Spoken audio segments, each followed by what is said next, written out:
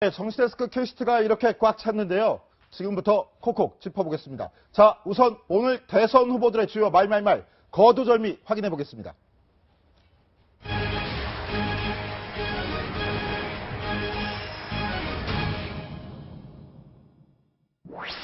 대통령으로 하여금 북한을 주적으로 공개적으로 그렇게 천명하도록 하는 것은 국가 지도자로서는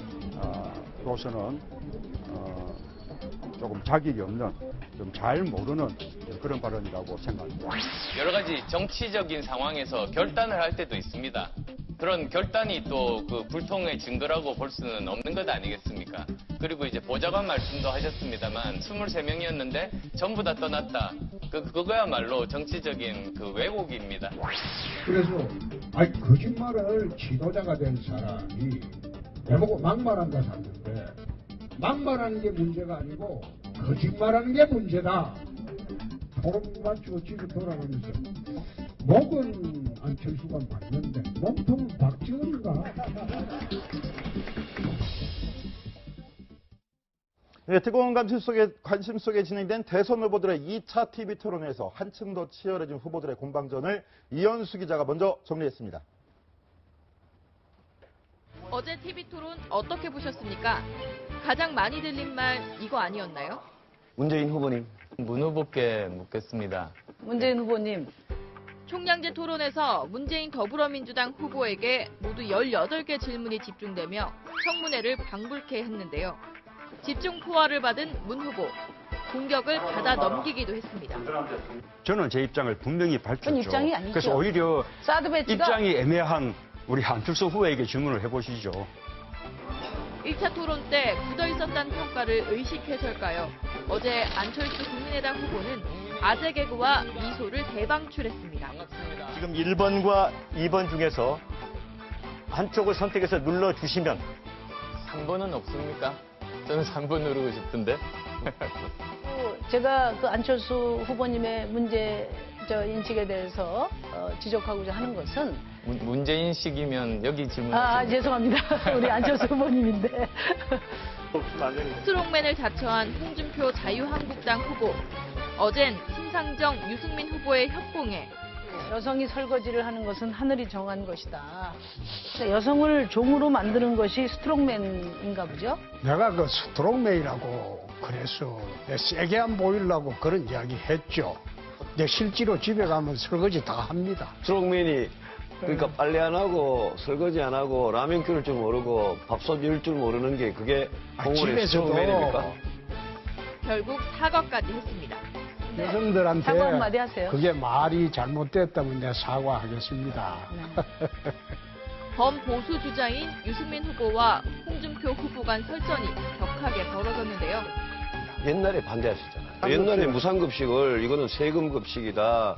무상복지, 무상자 들어가면 무조건 다 반대하셨잖아요. 무조건 반대한 건 아니죠. 그때 무상급식 반대하셔가지고 저하고 많이 다투셨는데. 아니 참 유승민 후보는 주적이 적이라니까. 아니요. 지금 궁금해서. 궁금한 말이 자꾸 바뀌니까 말 바뀌는 건 누구든지 하면 안 되죠. 꼭 하는 짓이 이정이거든. 심상정 후보의 일격으로 정리되기도 했습니다. 아니 말 바꾸시는 거 보니까 스트롱맨이 말을 아니라 바꾸는 게 나이롱맨이시네요. 아니고. 나이롱맨. 아쉬운 점도 있고 어설픈 부분도 있었지만 대선 후보들의 민낯이 조금 보이는 것 같기도 한데요. 다음 토론도 기대하겠습니다. 네, 하도 문재인 후보에게 많은 질문이 쏠리다 보니까 문재인 후보 청문회였다라는 반응도 나왔는데요. 이현수 기자, 다른 후보들과 어느 정도나 차이가 있었던 겁니까? 네, 제가 직접 한번 토론회에서 나왔던 질문들의 분포를 정리를 해봤습니다. 지금 딱 봐도 숫자가 많아 보이시죠? 문재인 후보에게 모두 18개의 질문이 집중이 됐습니다. 반면 정의당의 심상정 후보에게는 단 1개의 질문도 오지 않았습니다.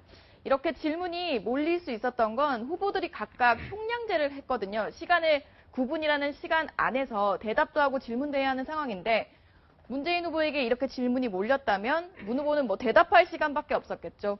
상대적으로 문 후보는 대답을 하는데 시간을 많이 할애했다면 심상정 후보같이 이렇게 질문을 받지 않았던 후보는 상대적으로 상대를 공격하고 질문하고 약간 주도하는 느낌의 토론의 느낌을 줄 수 있었던 것 같습니다. 네, 질문을 하나도 못 받은 심상중 후보 입장에서는 토론의 진행 방식에 대해서 굉장히 좀 억울한 면도 있었을 텐데요. 강병규 기자, 네. 각 당은 어떤 발언들을 좀 내놨습니까? 네, 우선 지금 토론회를 마친 후보들 같은 경우는 일단 대체적으로 만족한다라는 목소리를 내놨습니다. 하지만 워낙 서서 오랫동안 있기 때문에 이 체력에 대한 부담, 그리고 생각보다 짧은 답변 시간에 좀 문제를 제기를 했었는데요. 어떻게 생각하는지 직접 목소리를 한번 들어보겠습니다. 아예 뭐 스탠딩 이렇게 뭐 토론이라면 좀 이렇게 잘 2시간을 세워놓으니까 무릎이 아파요.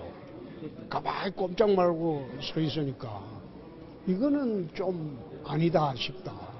아마 처음 이제 시도하는 형식 아닙니까? 그 나름대로 이제 어느 정도 괜찮은 형식 같습니다. 좀 더 이제 활발하게 그 이제 하는 방식이 좀 달랐는데 그 5명이라서 조금 산만했던 것 같아요. 네. 아니 저는 별로 마음에 안 들었어요. 우선 5명이 스탠딩 토론하기에는 좀 숫자가 많은 것 같습니다. 그리고 또 고정적으로 자기 자리에 서서 하니까 뭐 앉아서 하는 거하고 서서 하는 거 큰 차이를 모르겠어요. 예, 안철수 후보를 제외하고는 뭐 다른 4명의 후보들은 스탠딩 토론 방식에 대해서 약간 좀 회의적인 반응을 내놓는 것 같은데요. 자, 최석호 기자, 서서 하는 게 힘들다. 홍준표 후보가 좀 하소연도 하기도 했는데 아무도 보조의자는 앉지는 않았잖아요.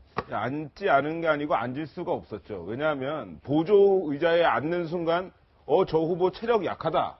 이러한 얘기로 바로 체력 공방으로 들어갈 것이기 때문에 앉을 수가 없는 상황이었습니다. 그래서 2시간 동안 후보들은 계속 꼿꼿하게 선 상태로 그 토론회를 진행을 했는데 이러다 보니까 아까 보셨지만 홍준표 후보 뭐라 그랬습니까? 체력장 하는 것 같았다. 무릎이 아팠다. 이랬고 저기 문재인 후보 같은 경우에도 자유롭게 왔다 갔다 하면 모르겠지만 제자리에서 이렇게 문답을 하는 게 앉아서 하는 것과 뭐가 다르냐 이렇게 좀 비판을 하기도 했는데요.